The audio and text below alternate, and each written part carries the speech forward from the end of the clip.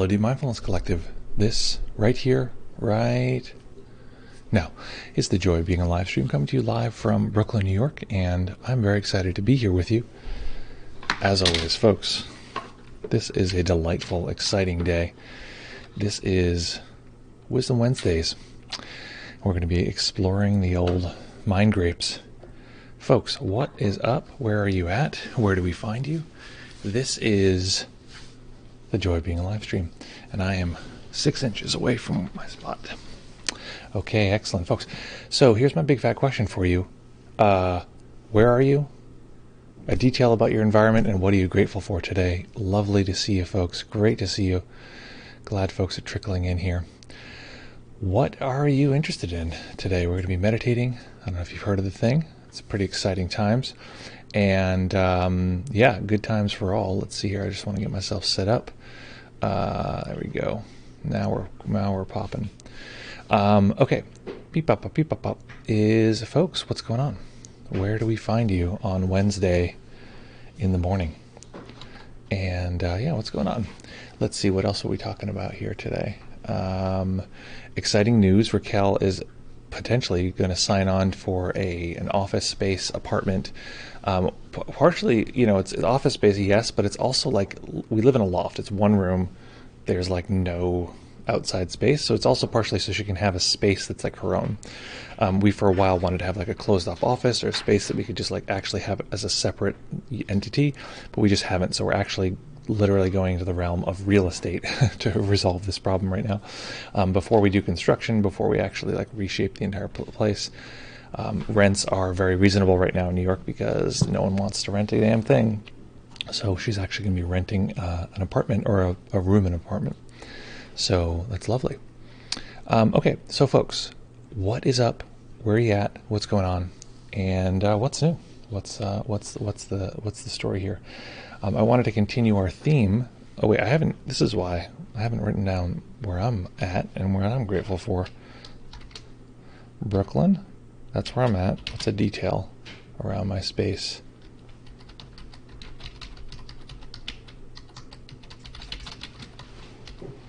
And what's the thing I'm grateful for? Someone said this last time, so I want to try to pick something else, but that's okay. I think I'm repeating something here. Good morning from Brooklyn, Jean. Welcome, Jean. Big fat question for you is, what are you grateful for? I got to find the actual research on gratitude, because that is very real stuff, very good stuff, folks. And also, P.S. I'm going to be moving my studio. So a lot of moves right now. I'm going to be moving my studio out of this space, so the whole set's going to collapse very quickly. I wonder sometimes. Okay, I want to try something here. Cloud overlay. Okay. Sometimes, let me ask you guys something here. This is the cloud overlay with the text, so we can't really get rid of it all the time. Let me ask you guys something here. Which would this be more fun? Would this be I feel like this is nicer. There's something more elegant about this as a stream and stream background. I think I just need to get the text going here. You know, the reason I like the cloud, I want to just tell you right now, the reason I like the cloud is because I've just never seen anyone have something like this. But I don't know. I'm thinking maybe making a change in this way. And also, okay, let's Scrooby Booby. Beep up. Where's the camera? Camera. I'm sure this is really fun for you guys. The premise would actually be, I could be here, and this would literally just be the stream. The stream would look more like this. I think this might be the way to go. I just need to get the text, like the Joy of Being a live stream, all that stuff, these details in here. I don't know if we need to have live from Brooklyn on 24/7, but that is that's a question. Okay, so let's do it for now, just because it feels good. It feels nice and feels refreshed. Okay. Yeah, 613. This is your first day experiencing me with a different facial hair construction. Yeah, good times. Okay, so let's see here. It's funny. I'm like, this is great because I like the set behind us, and we're literally about to move to a different set. Okay. Jean says, I'm grateful for learning and remembering how to make soup. You know, that's a great one. We made soup recently. We made a turkey soup, and I think we need to do some work on it because we're not eating it, so it's usually an indication that it needs a little more zhuzhing. Okay, so folks, as you're trickling in here, this is what I'm asking for. Where are you on the planet? A detail about your environment and something you're grateful for. If you need to skip the detail, you can, but it's always fun. So Nick says, hardworking late with some difficult exams. Exams? I feel like everyone in Europe is like in uni their whole lives and like works a job at the same time. I mean, maybe that's just a imaginary thing. I didn't know you were taking exams. I'm grateful for that everyone isn't sharing my self-image. You mean like everyone isn't sharing pictures of you on the internet? That's probably good. Yeah, exactly. Okay, so what else, folks? What are folks grateful for? What is coming up for folks right now? We didn't plan ahead, and this is like my Achilles heel. I was like, oh yeah, our friend Johnny, I have this idea now for the stream. I wanted to hear what you guys think about this, is to pick one person and over the course of a week or a month or however long we pick, just like work with that one person, what's coming up for them, what's in their meditation, and guide them in a specific way. Beginners, non-beginners, advanced folks, and then we guide meditations based on their needs and specific. I thought that might be fun. Denny says, hello from Harlem. I'm grateful for the fact that someone bothered to write down and spread the Buddha's teaching. That is very sweet. The Buddha taught in mnemonic. A lot of the teachings of the Buddha you'll find are like list within lists, and part of that is a mnemonic device. So it's funny, why am I spacing on this? Basically there's each list that you see in Buddhism is like, there's a list, but also there's another list inside that list that's actually 8 things versus 12 things, and it's like, so he taught in this way in part to help people to remember all of these structural elements, and then eventually about how many years, 300 years after the Buddha's death, people started writing that shit down, and so we have a reasonable translation of what that was. Not certain that is not certain that's accurate, but we think it's as accurate as can be. Okay, so folks, let's see here. Nick says, they don't have the same idea of me as I have not taking exams. I see. Just preparing them for the students, luckily. Oh, so you're a teacher. Wait, what? I'm very confused here. I have to understand here. I thought I don't understand, but fill us in. Shout out to the Buddha. Thanks to Emperor Ashoka too. Emperor Ashoka, exactly. And I believe it was Ashoka who donated the beds.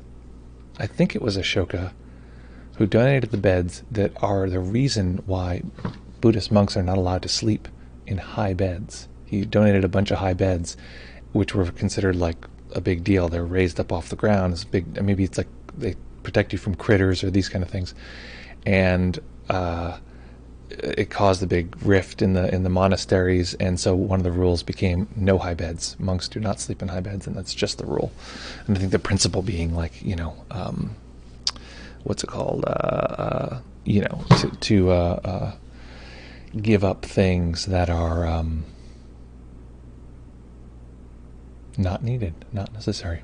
Okay, folks, we're going to be meditating today, and I had half of mine. Our friend Johnny I thought Johnny was going to come on, and we were going to continue where we were last time. I'd prefer to pause in that line of inquiry. I was going to do maybe see in, but I would like to continue this idea of meditation as a game. And maybe we'll just play it by ear. We'll just play this really simple game and see where we go from there. Nick says, yeah. Well, I don't write the exams either. Just doing the exciting administrative work. Exactly. That's the most fun part. That's what people sign up for when they become a teacher. But someone has to, or else there won't be any education. Exactly. What is the exam subject generally? I want to know too. That's a great question. So beep, pop, pop, pop. Oh, I want to ask people, now that there's a few people here, whether they like this current background setup, etc., or if they prefer the typical one. We're going to include some of this. We're going to include the text, that kind of thing. But I might ditch the clouds because it just feels it feels so simple. It feels so straightforward. Exactly. Okay. So, folks, like the full camera. Yeah, it is what it is. Okay. So, folks, we're going to meditate. We're going to meditate for 25 minutes. I'm going to encourage folks to meditate in stillness, and in health.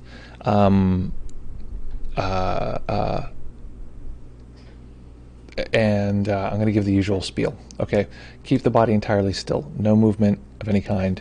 Do not adjust the body, anything like this. The exceptions are if you feel even the slightest little bit of overwhelm or something, you can go ahead and make minor adjustments, make major adjustments if that doesn't help.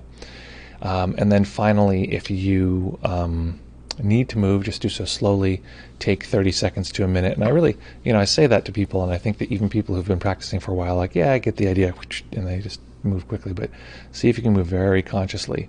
Okay, got to scratch that itch. Okay, the arm is moving. Basically, in a way, it's like stay with the meditation object as you make the adjustment, as you go. Okay, and then it's scratching. Stay with the meditation object, whatever that is, as much as possible. I'm in the chemistry and physics department. Gamifying seems to be the way to bring today's youth crowd, maybe. That could be the case. I mean, it's also just, I think it's good for everyone to realize that this can be a game, that it's not so serious, that they can have fun. Very still and peaceful. Maybe changing it up. Okay, great. I'm getting a massive cold draft on myself, but I think it's just because it's very cold out. There's going to be a blizzard here in New York, which is quite exciting. Let me ask my wife a question here. Wife, when is the blizzard supposed to happen? Today. But This afternoon. Okay. So, I'm going to have to move. Actually, I want to move our car to under the bridge if everyone else hasn't already taken all those spots. But it's exciting. We never get snow here. Our dog has never experienced snow, I don't think. I don't think so. So that's exciting. I'm sure our dog's going to go crazy. And what else? No, that's pretty much it. Okay, let's play a game, folks. Chemistry and physics, you are my two brothers combined. Hey, maybe he is. Literally, maybe it's a genetic experiment. Okay, folks, find that nice comfortable position that you can maintain for the duration of the sit.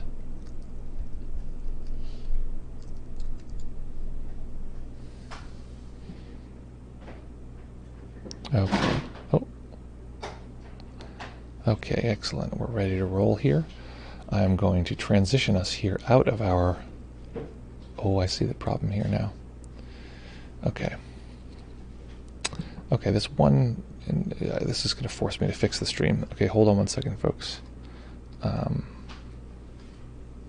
Okay, folks, find that nice comfortable position. I'm going to ask my wife to cease the racket. Hey, do you need a second? Yeah, just need 1 second. Okay, take your time. My wife is getting herself ready. I can actually, my house is, I can put on the other camera, show you what my house actually looks like. If people are interested. Where's the doggy cam? Oh, we don't have the doggy cam on this one. Doggy cam is here. I also want to widen the doggy cam.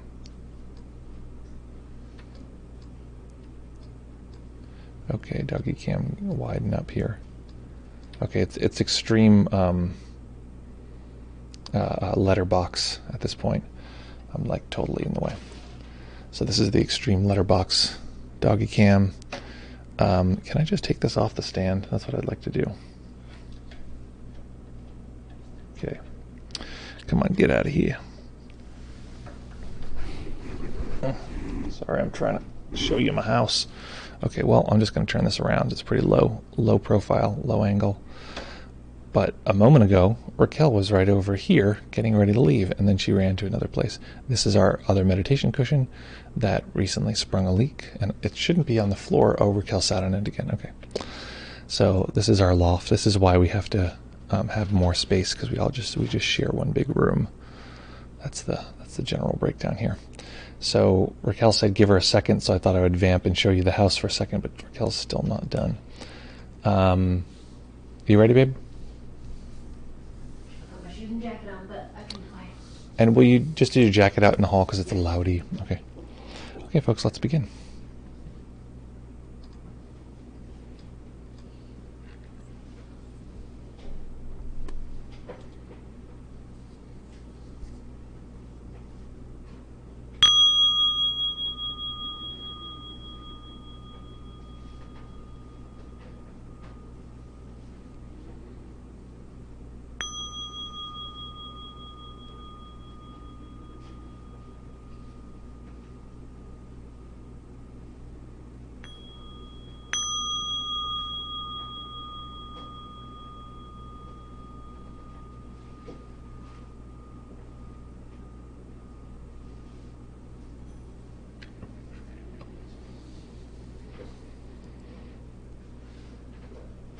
Beginning by taking a few comfortable deep breaths. Just feeling the body rise and fall.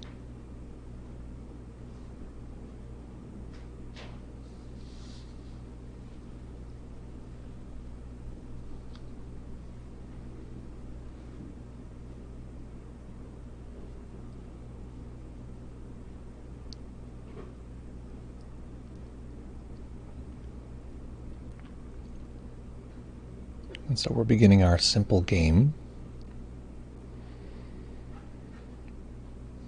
finding the playing field. In this case, it's the sensations of the breath.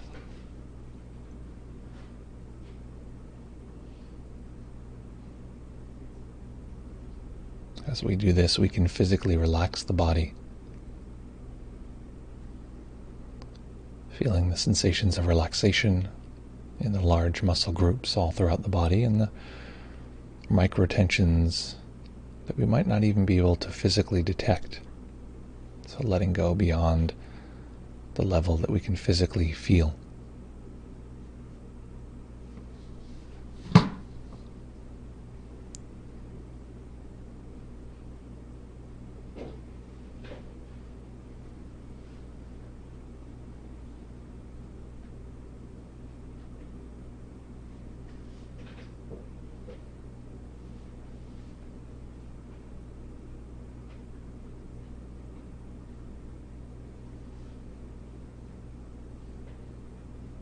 And part of what we're doing at the beginning is simply showing our system that there is a game to be played.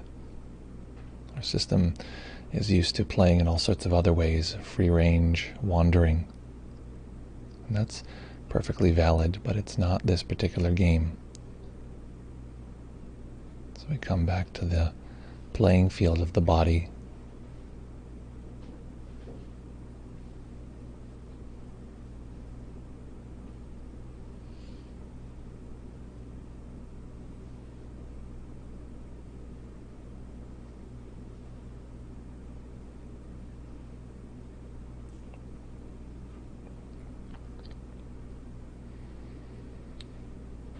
Continuing where we left off recently, what we're going to do is attend to the sensations of the breath.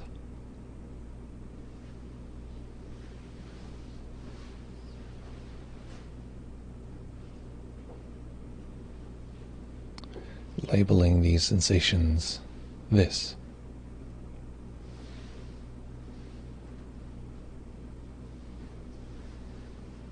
Each time we detect the breath sensations in this particular moment, the word we're going to use to define that is this.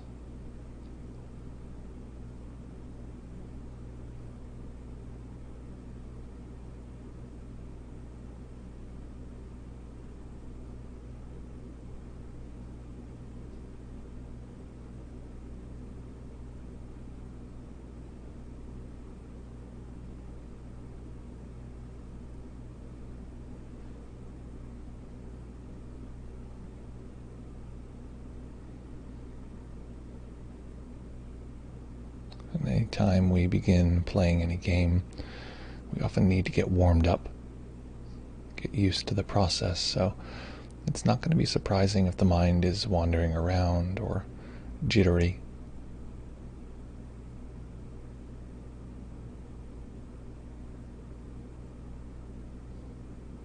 fact, these are part of the dynamics of the game itself.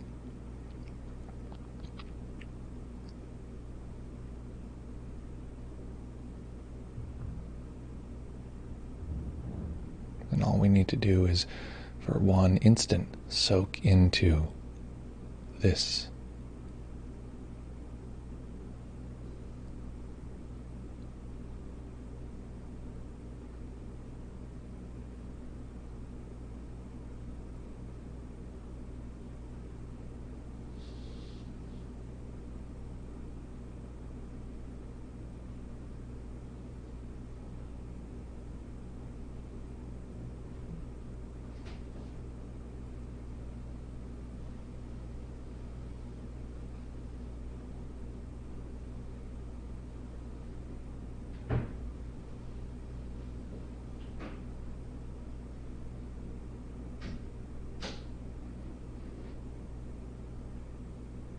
Knowing that, of course, something else will often arise, some other sensation, some other activity in the mind. And when that does, we simply give that its own label. It's not this.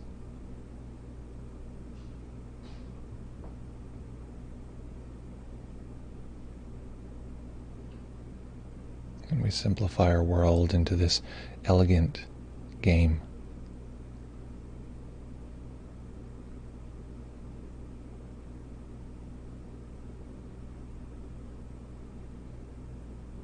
There's something we attend to, something very precise, this breath sensation in this moment. And then there's everything else, which we'll simply call not this.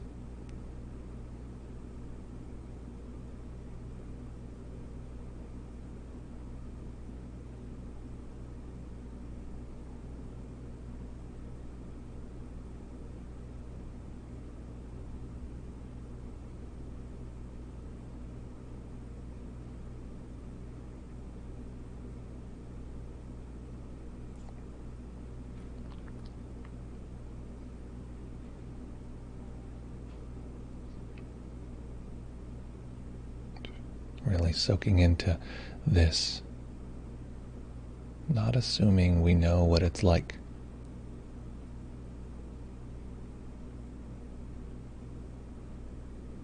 Discovering what precisely is this.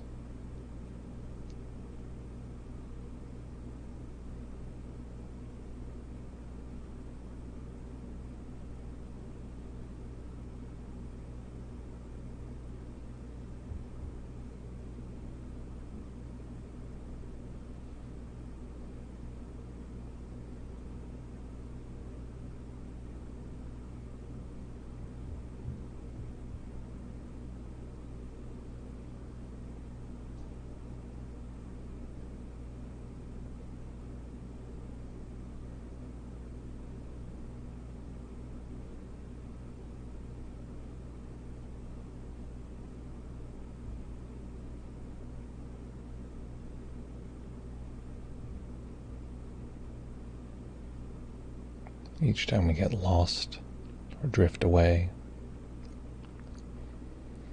it's not a problem. We haven't made a mistake. It's simply the mind maybe playing a different game. So we return to this simple game board, this simple playing field.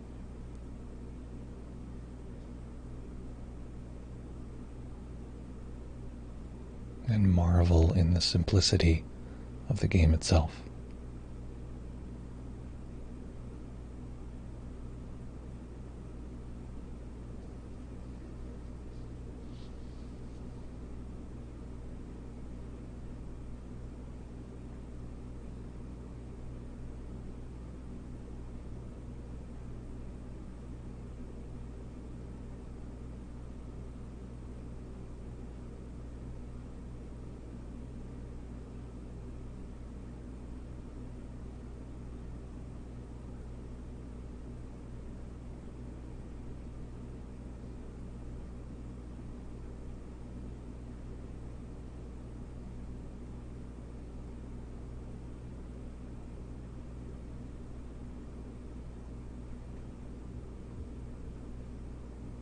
depending on where we are today, we're going to have more experiences of not this, or more experiences of this, and we want to respect where we are today rather than fight it. This is the quickest way to burn through any delusion. Ah, yes, this is where the mind is today. Returning to this.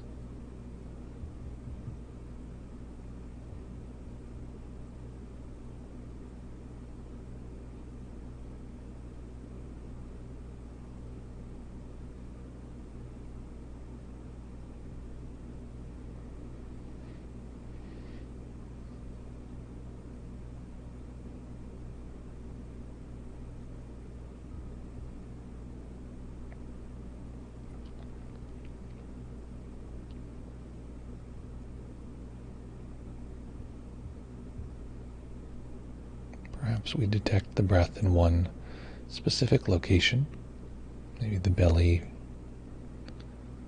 the rising and falling of the abdomen or torso, or perhaps we detect it at the tip of the nose, someplace very localized, or perhaps we detect the breath in many places throughout the body, and we may find exploring these options can bring a different type of balance. For some moments, it's better to attend in one area or a larger set of areas. And so trying that out.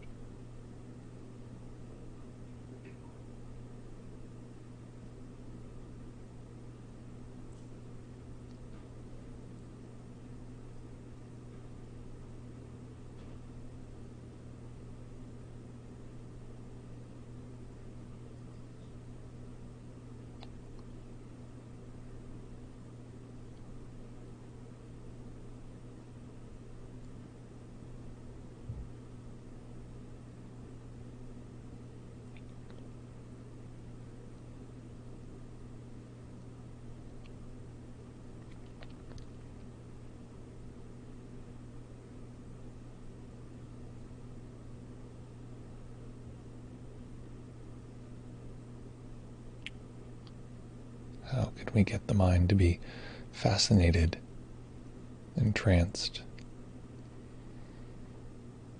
delighted with this?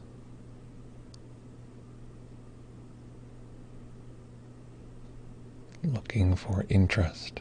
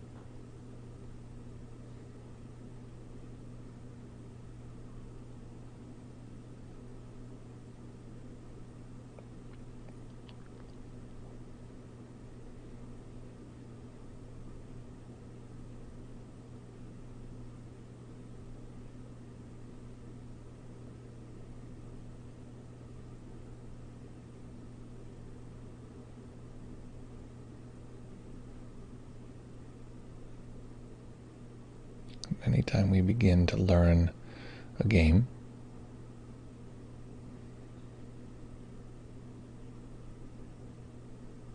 once we have a sense of the rules or the guidelines,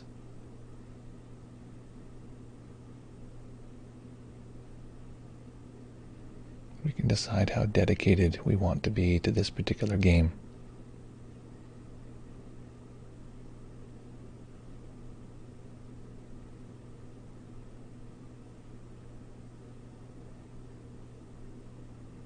As a child, I would get very frustrated if I couldn't easily win a game.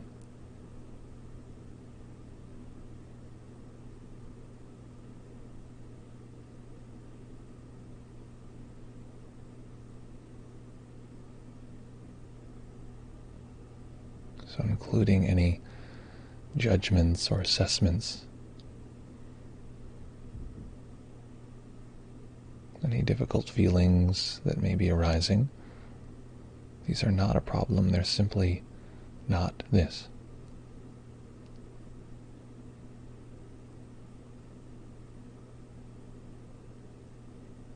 Remembering that as we label not this, we don't simply dismiss the category. We want to know specifically what is it not.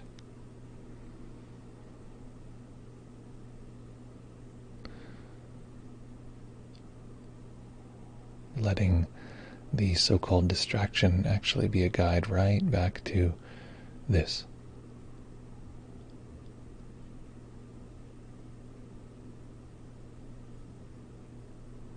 What is this distraction?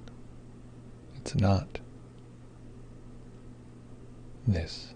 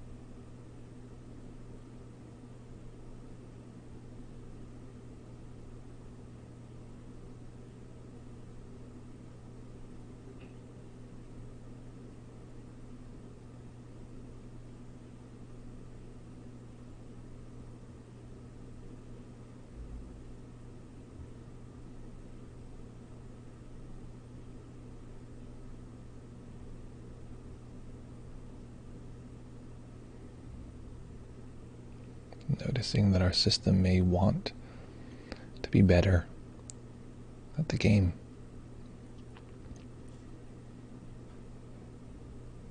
This wanting isn't bad, it's simply not breath sensation. We don't want to fight it. We want to learn how to let it lead us right back to this.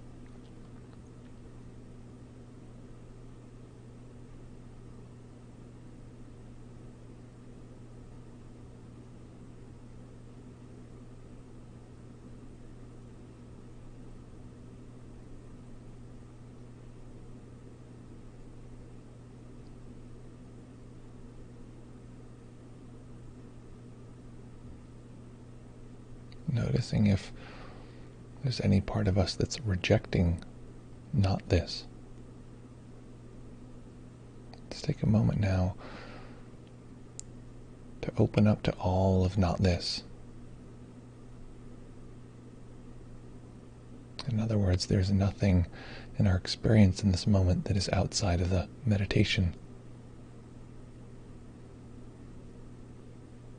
And this can sometimes feel like a relief or a challenge.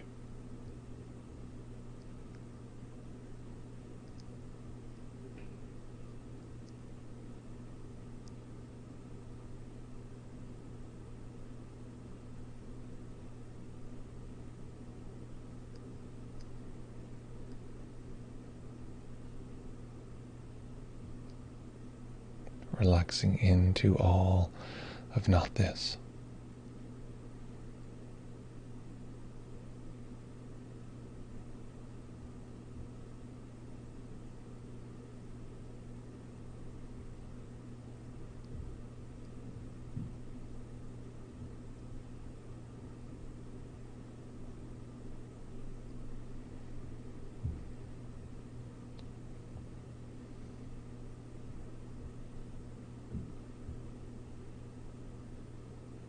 Now we can change the game slightly.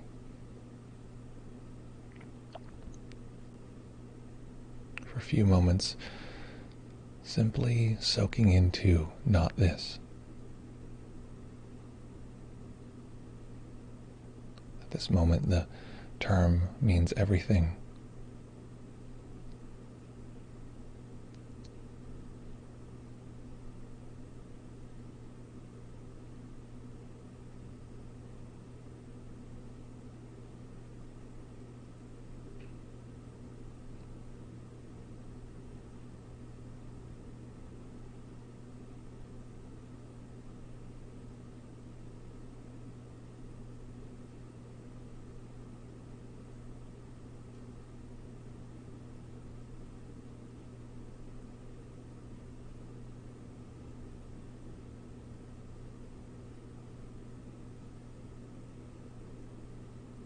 And now, rather than trying to separate these two from each other, this and not this,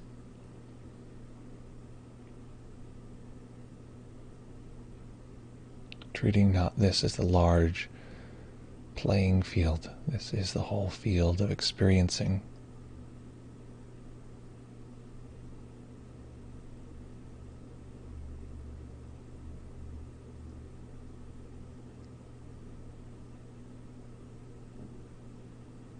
And allowing this, the sensations of the breath, to be discovered among all of not this.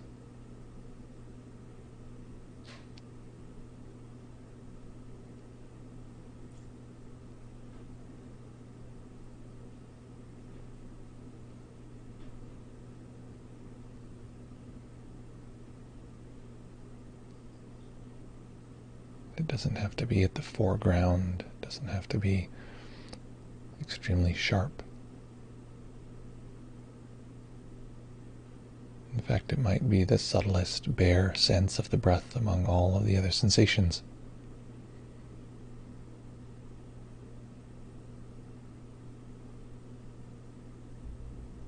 But seeing if we can find this balance.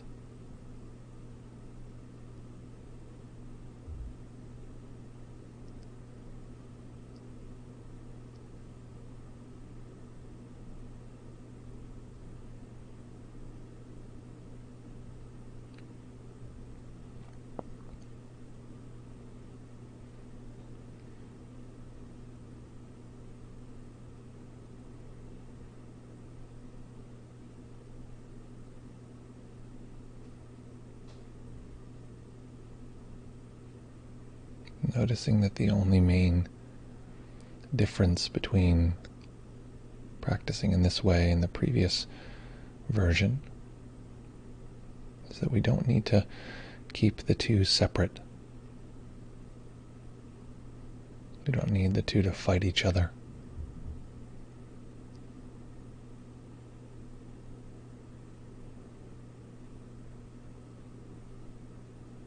In this way, the two can overlap.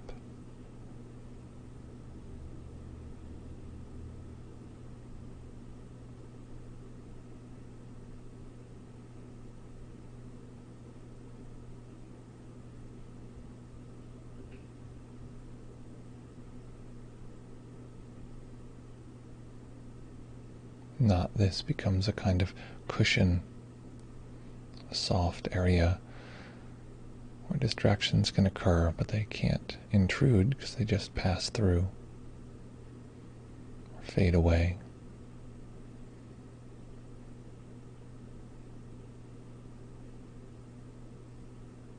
Or simply the experience is that this can simply float in a large pool of not this.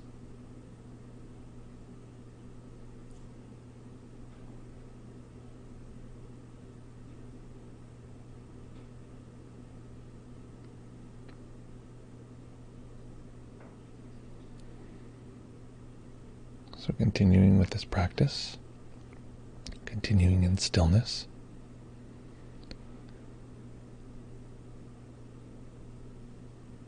slowly allowing the eyes to begin to recognize the outside world, eventually allowing them to rest on a single point as they fully open.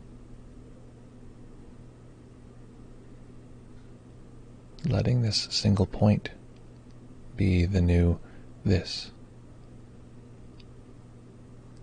and letting the awareness of our large seeing experience be what we've been calling not this.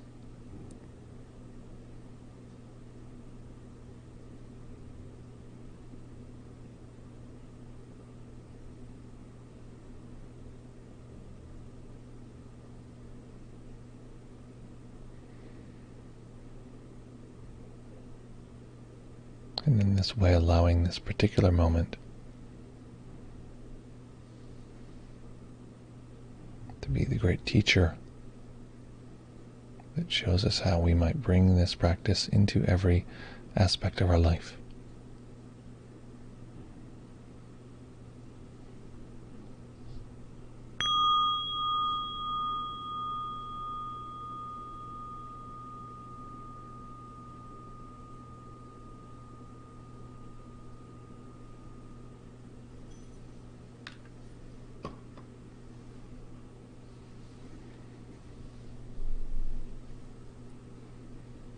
Okay. What was that experience like? Any stretching you need to do? Any adjustments to your body? Go ahead. Whoop.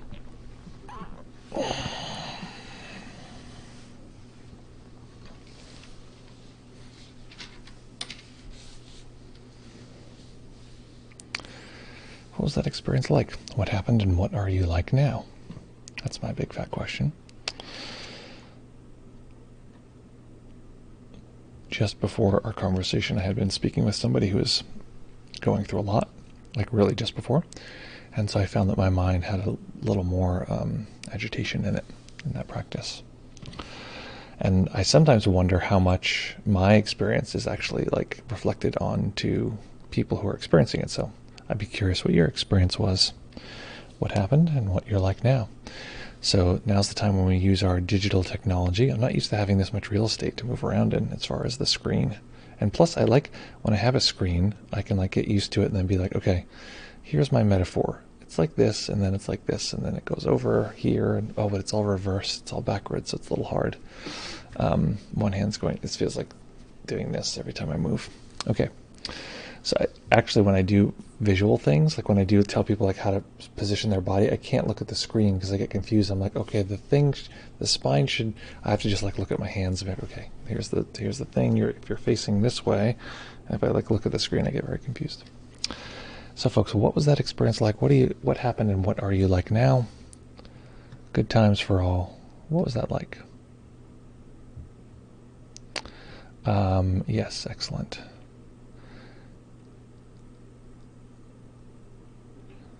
Okay, here, let me just double check something. Okay, Denny has a nice report here, and I also have, okay, awesome.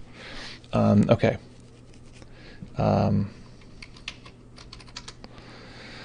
Okay, let's see, what does Denny have to say?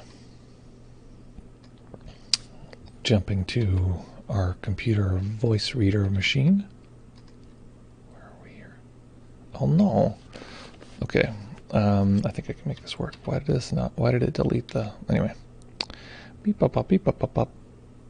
I am here. And can I copy from here? Copy, paste, copy, paste. Let's see.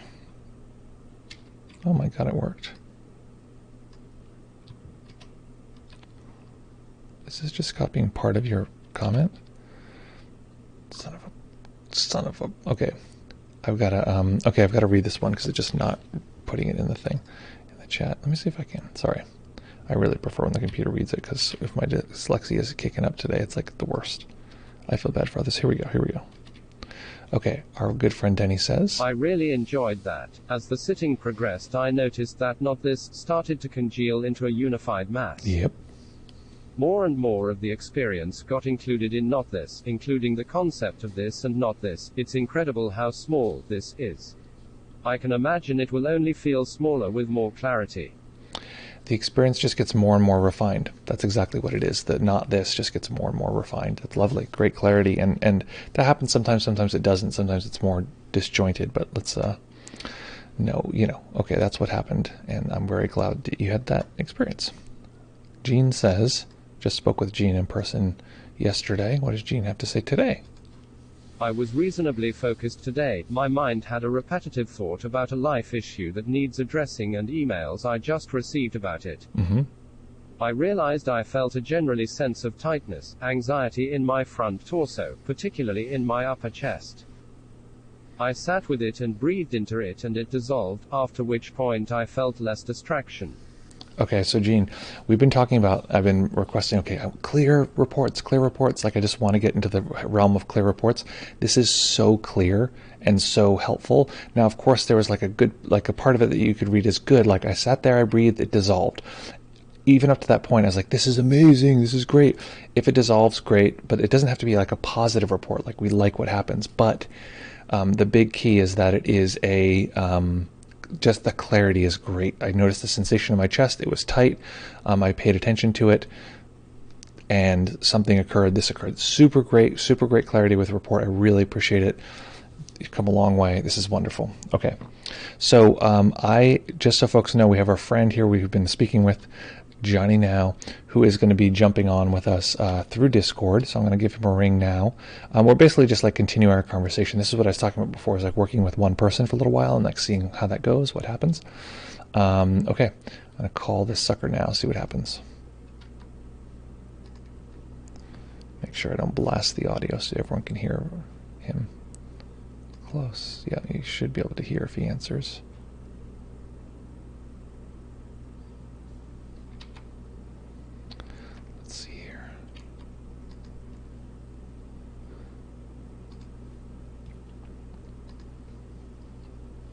Oh, I think he's away.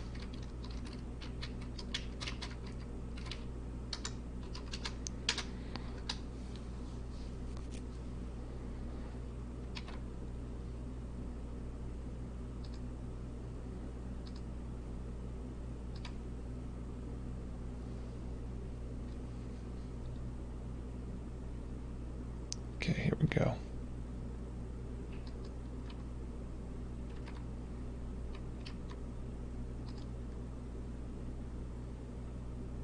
Oh, maybe not. Okay, sorry, folks.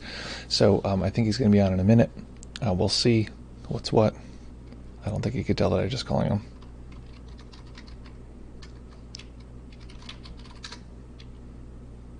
There you go. Hello, sorry about that. That's all right. It's funny. I could tell you couldn't tell that I had just called. Computers. I'm having computer issues today. I feel you. Okay, so welcome back. Great to have you back here. And are you good on your side? Folks can hear me. Everything feels good.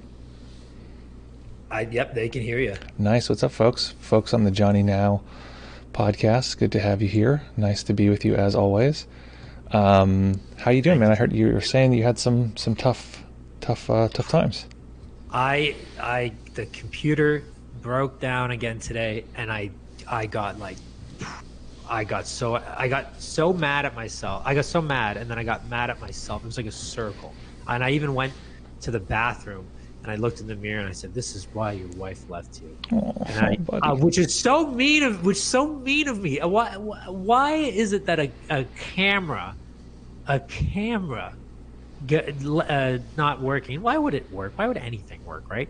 A camera led to me hating myself so much. I almost cried. I'm feeling better now because I had a good interview with the comic. But I did not employ any of your tactics. I did not employ. Listen, you're doing it now. This is it. And also, P.S. I just want to mention, when I talked about this thing about like getting outside of your own mind, you talk to another person. That got you out of your own like loop of where you're at, and you can see it from a different perspective. So it sounds like you did all the right things. Oh. Yeah. Well, damn. That makes me feel a little better. Absolutely. I feel like it's so much nicer. If I put your stream on, it'll be delayed. I was going to put you on the screen here, but then I realized that then you want me to put the video on? I can put a video on. Yeah, let's do video. I'm gonna put a Discord in the corner here. That way it's we can. Okay, second monitor 2. Oh yeah, I'll do it in monitor 2. Where's Discord? There we go. Yeah, just so that people can. Are you gussying up here? Are you freshening up? Well, my camera. I'm using my old camera, and they said I look like Casper's brother, and my eyes look really bad. So this is just like a face freshener. I was trying to get that on there before. So fresh. Thank you. Oh, so fresh. Nice. Okay, let me. Where do you stand on essential oils? I think that they are delicious smelling and worth investing in if you like things that smell nice. Beyond that, I would dare not. Here you are. I don't think they heal stuff. Yeah. Listen, I think that everything has different effects, and maybe, and it's also P.S. They've done studies that are like straight up, and you can see me in my camera. Just want to make sure that you're not like looking at my knees with this doggy cam over here. Or I don't know. You don't have to see me. Whatever. If it's up to you. Yeah, I can't see. I think because your camera's running through your Twitch. Yeah. But they've done studies on placebo, and that they did a study where they told people, like, listen, there's this thing that's been proven to work, like in 30% of all cases it improves, it's helped with irritable bowel syndrome and helped with blah, blah, blah, and all these things. It's called placebo. And everyone's like, and they explained what a placebo is, and they gave everyone placebo, and it helped with the thing that they were talking about. It actually statistically had an improvement.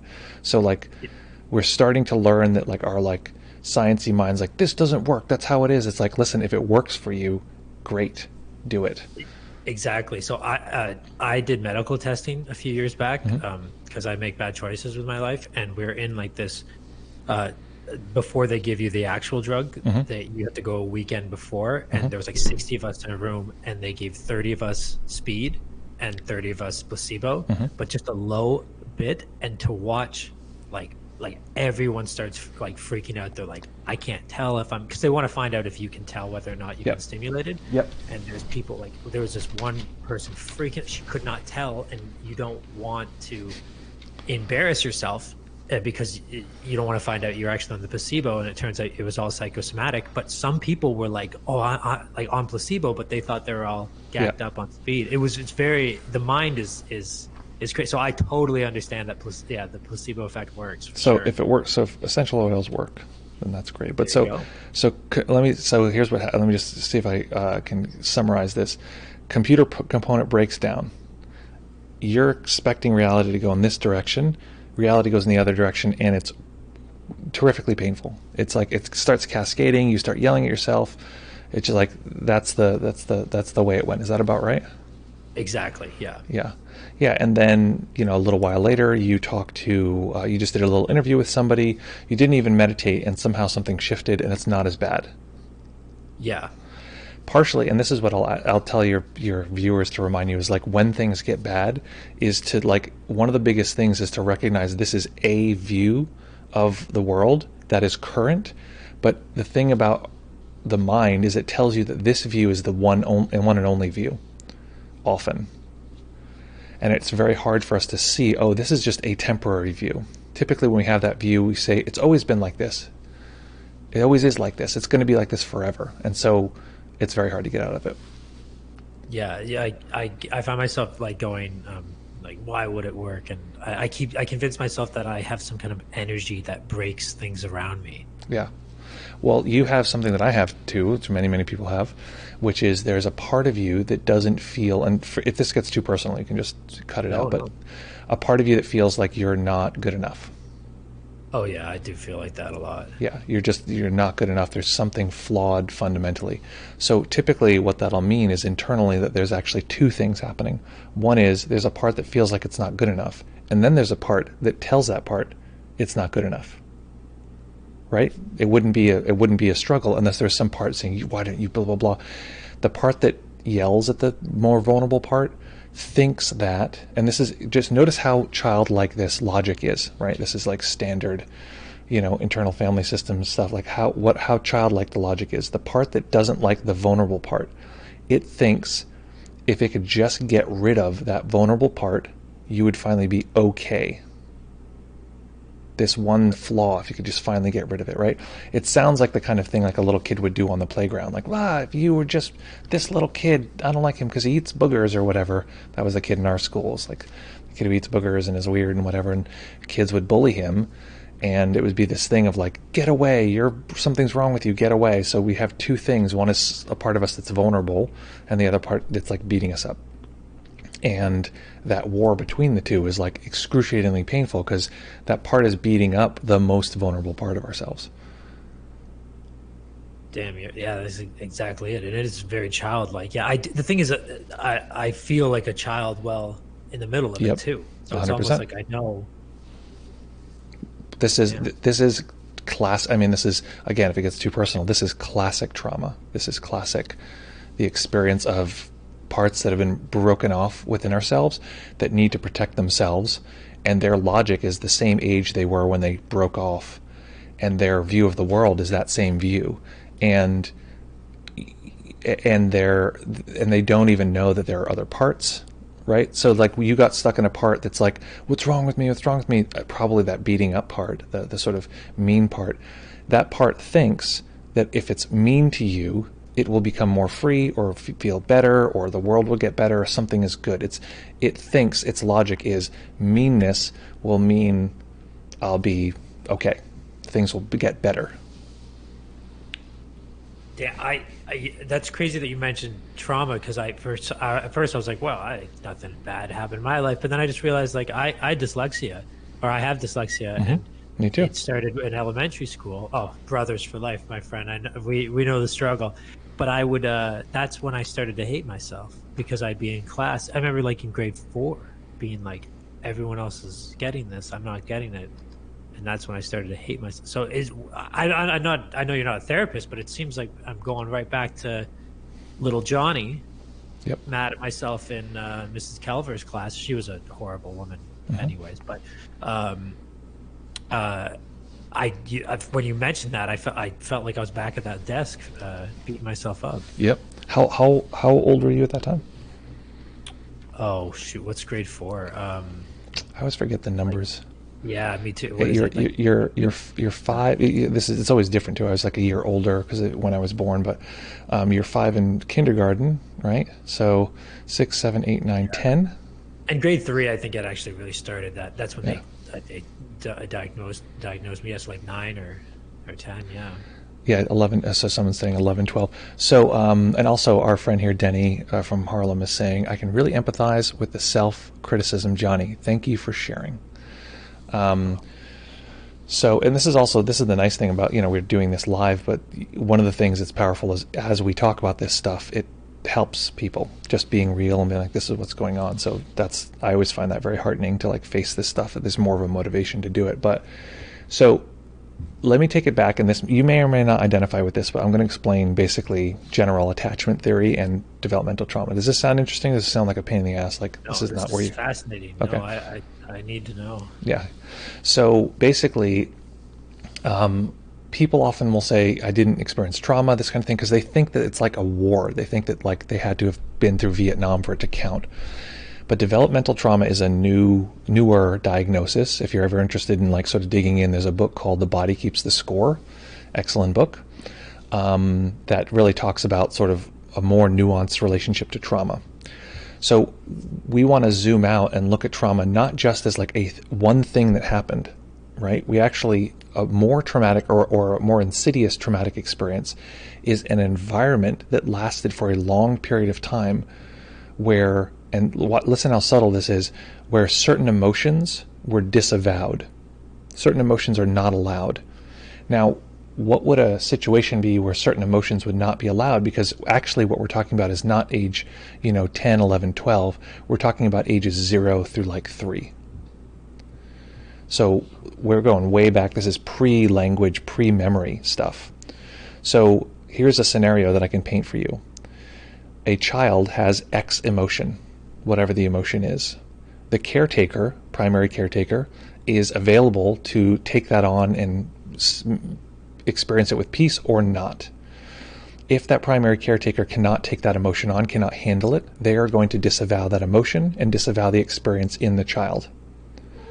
So a child, let's say, gets angry, and this is not like, remember that we're talking about a 6-month-old child potentially, right?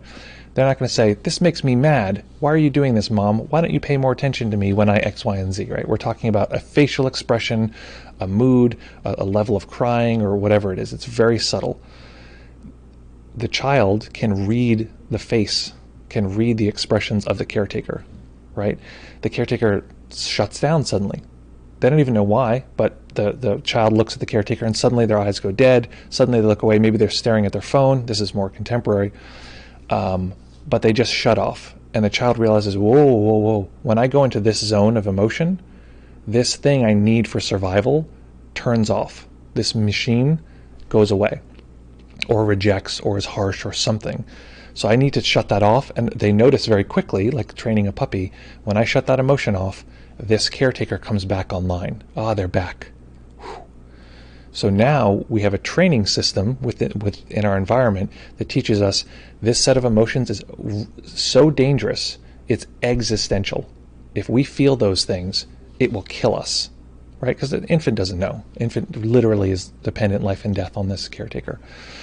So and they've done great research that was like, small child, I forget how old they were, like 4 to 4 months to like under a year they could crawl. I can't remember how old they were, but they basically made this tabletop that was like a hard tabletop with a plexiglass extension, and the baby would crawl and get up to this plexiglass extension, which they would be confused by. They don't know what this is.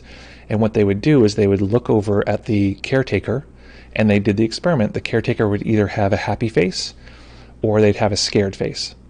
The caretaker that had a happy face, the baby would continue and keep exploring the plexiglass plank, exploring life, going out, trying new things, being a little daring, these kind of things. The caretaker who had the scared expression, the baby would look, be scared, back off. So at like 4 months, wow, infants can read their caretaker's expression and respond physically. Holy shit, dude! You're hitting some memories here. Oh yeah. I think wow, that I was very cautious, and I was always constantly in trouble for doing anything, and that, oh my god, I got a lot to think about today. Fuck, it's spot on, man. Yeah. I didn't realize though it started so early. Yeah. So, and here's the good part. So like with a lot of psychology, what can happen is we used to think like, oh, my parents, they really ruined me from ages 13 to 22 or something. We're like, that's their fault, like, etc. But actually this stuff gets encoded in us really early on. Most of it gets encoded in the first year and a half. The next big chunk is the first 3 years, and then a little bit more gets encoded from there to like teenage years. But the mass majority is the first year and a half of our lives. Now, some like a tragedy in the family, or postpartum depression, or something in the world that's happening. Any of these things can create more stress for the caretaker and make that a tougher situation. But often we have this sense of like, my caretakers, they really fucked me up. Like, it's my mom's fault. But it's like, but wait. When did they gain these skills of managing and regulating emotion? Well, it was in the first 18 months of their life. So what are we going to do? blame them because they're, like for me, it's like blame my mom because her mom was like trying to raise kids during fucking World War II. Exactly. Yeah. So that's the thing. You got to forgive because if it goes back to when they were just infants, like we're blaming someone from 100 years Doesn't ago. make sense. Their mother. Yeah, it doesn't make any sense. Have you heard of Dr. Gabor Matt? Not offhand. He's a Canadian doctor, but he talks a lot about the. He even goes back even further. He was talking about like they checked stress levels in pregnant women 3 or 4 months before, and the ones with higher stress levels, the children would actually have the same type of levels after they were born 4 months after. So it even goes the internalized trauma from even before, like while you're being baked in the 100%. womb. So here's and it's a question also. I would wonder about that study because they had like the caretakers continued to take care of the kids. So I wonder if like it could have been at birth. It's a little unknown, but this is even weirder. Is they've done studies that have said that they could predict, and anything above like 15% in a statistic is often like that's significant. Okay, you have a 15% ratio here. From what I've heard, from what I understand, they can predict with an 85% accuracy rate the attachment strategy, and I can talk about attachment, but we're talking generally about this very broadly. The attachment strategy of a child based on the grandmother's attachment strategy, never having talked to or interacted with the mother. Wow. It's so intergenerationally stable, and this is why when we talk to our mom or whatever, we do all this work on ourselves, and then we talk to our parents and we're like, they're not doing the same. I'm saying maybe they are, but they're often not doing the same work that we are. And so it's like, oh, right, I can't expect that they're going to be, kind and compassionate when that's something I'm working on, or to be, whatever changes we're making, they're often just not going to do it. Yeah, it's true. When I was listening to Gabor Matt a lot, I asked my mom, I said, were you guys stressed, in the pregnancy? What was life like? And they must have been. Oh my God, my dad was making nothing. You know what I mean? Like they must have been stressed. They must have been stressed. And my mom just goes, nope, everything was perfect. You were born with this. So I can't be mad at them. You got to forgive them. Yeah, that makes sense. And what that is, right? What that sounds like to me is the disavowal of the experience of stress. Stress is not allowed.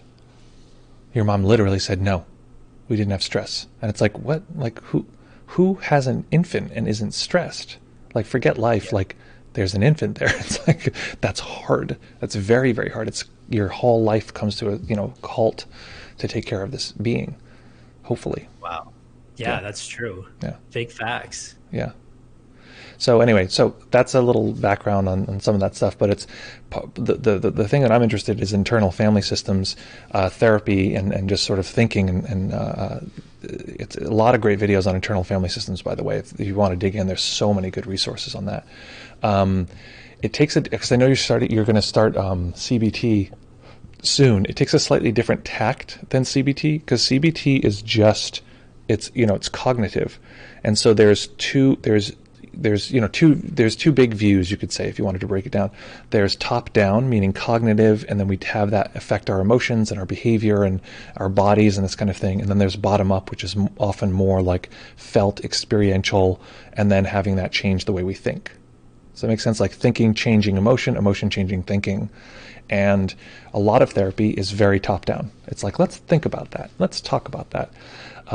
Meditation and IFS therapy, certain other therapies, somatic experiencing therapy, that's another trauma based therapy. Even neurofeedback, which is you think would be top down because you're bending the mind, bending the brain waves. It's actually a bottom up experience because it's just very experiential rather than thinking about it.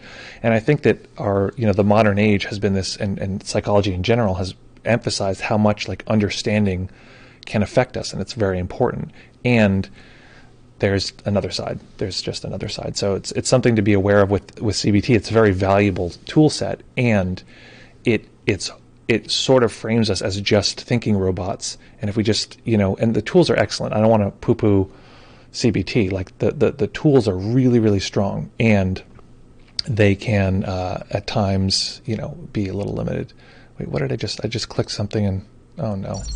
No, but that's good to know. So Jesus because I Christ. know the first time I did Something therapy last year, I did 6 weeks that the government gave for free, Mm-hmm. and then I was like, oh great, I'm cured, baby. Nice. But that's not, you got to keep going, and I think that's good. So when I start the CBT, I'm going to also be aware that there's other methods that I should apply as well, and Yeah. I'm definitely going to Google internal family systems as well. And It's dope, man. It's really dope.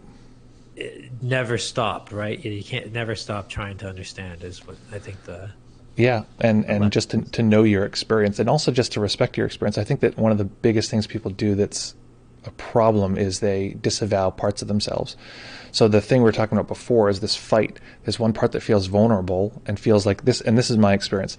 It feels like not only does it feel like it has to do the thing in the world, I have to get up and I have to do this thing, blah, blah, blah, but it also feels like it can't possibly do all the things it has to do. It's both. I have to do this. It's so essential, but I can't do it. I can't do it. And so it's caught in this like struggle. And then worst of all, has this other part there. It's like, you're such an idiot. Why can't you do X, Y, and Z? And so you have this fight. So internal family systems would tell us we need to find the needs of both of those parts. Maybe it's safety, maybe it's, whatever, and meet that need, and then it won't act out anymore. There's a theory around drug use, and this is what we mentioned before. The part of us is using that for a certain need. If we can fill that need outside of the substance, we won't need to use the substance anymore. absolutely, yeah. Anyway, so Wow. go ahead. So last thing I'll just mention is that we, if it's of interest, we can keep doing the meditation we talked about last time at some point on the stream. I would love that. Yeah, and we can shape it basically just for what we were talking about last time. I did sort of the first half of something last time. We can do the other half if it's of interest. I would be so happy if we could continue that. That'd be awesome. And if your community is okay with this mug on your screen again, I would be very thankful. Absolutely. And we're our whole thing is like, or my whole thing is like just doing what works, what's interesting, and so if it's of interest, like basically if this is compelling for folks watching and it's of interest and people are sticking around, then I think it's great. And what I was thinking of doing is starting to do things where we just work with one person for a little while, just see if we can be helpful, and then talk to somebody else. And I think that that's a fun way to explore this stuff. Awesome. Well, I'll be the first guinea pig. Yeah, exactly. People I've done the medical testing before, so this is nothing. Yeah, exactly.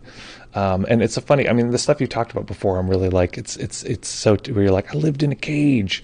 It's just like, I don't want you to have to feel like you need to live in a cage in order for us to care about you or your audience to be interested or that kind of thing. Yeah, it's become kind of a crutch, definitely. Well, I just I want it to be a choice and not like you need to do that or nothing counts or something like that. Yeah, absolutely. Awesome. Well, thank you for the call, my friend. Yeah, buddy.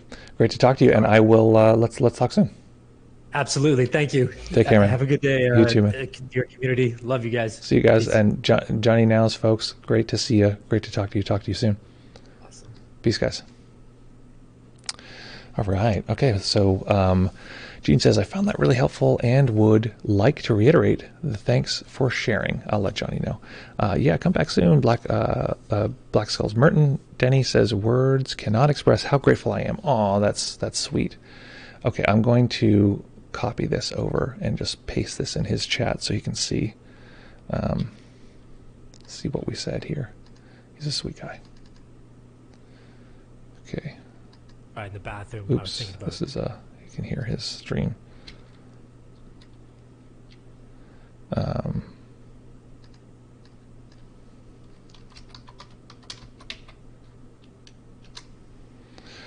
Anyway, okay, folks. Great times, good. I'm glad that was fun. I feel like that could be like a really fruitful sort of series, is like just meet with people and talk to them about what's going on and hang out, that kind of thing. Folks, great to see you as always. Let's do a little. I want to do wish for you. Let's do wish for you. How about that? We have doggy cam active here on the wish for you section. Where's the doggy, by the way? What's the doggy got up to? Sula, Sula, come.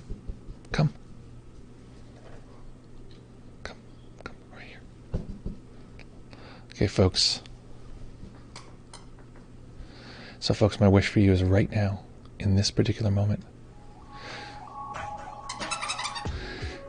that we take notice of the way the mind zooms in, the way the mind zooms out, the way that holding awareness in a wide open space is helpful for us, the way that we are subject to all the previous moments that came before. Come here, Sila. Why are you so aloof? That we can be playful with ourselves, that we can have fun connecting together. Folks, very good to see you. Good times. Check out Johnny's stream if you haven't already. Glad we're here together. Very excited. We'll be back here on Friday with more meditation madness. It'll be lady's choice, or what do we call this thing? It's a meditator's choice. You can pick the meditation you want.